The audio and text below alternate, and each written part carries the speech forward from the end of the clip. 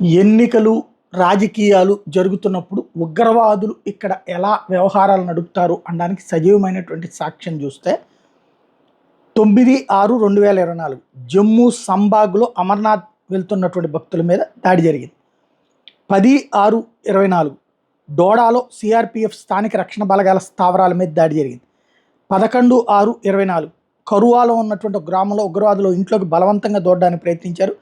ఇద్దరు ఉగ్రవాదులు ఒకరిని గ్రామవాసులు 72 మంది అక్కడ ఉన్నటువంటి పబ్లిక్ అందరూ కలిసి వాడిని పట్టుకున్నారు. దాదాపుగా 70-80 మంది దాకా ఉన్నారు.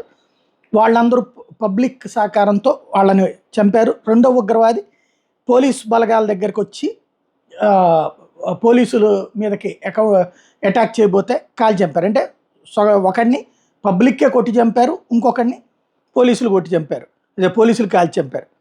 9/6/2024 ఘటనలో 9 మంది భక్తులు మరణించారు, అనేక మంది గాయపడ్డారు.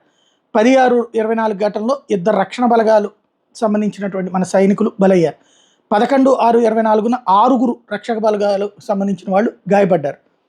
9/6/24న మూడోసారి మోడీ ప్రమాణ స్వీకారం చేశాక కావాలని చేస్తున్నటువంటి వ్యవహారాలు ఇవన్నీ కూడా అయితే మన దేశంలో శాంతి గురించి మాట్లాడేవాళ్ళు, లేకపోతే కనుక కక్ష సాధింపుల గురించి మాట్లాడేవాళ్ళు ఈ దేశం మీద జరుగుతున్న కుట్రల గురించి మాట్లాడలేకపోవడమే ఇక్కడ విచిత్రం.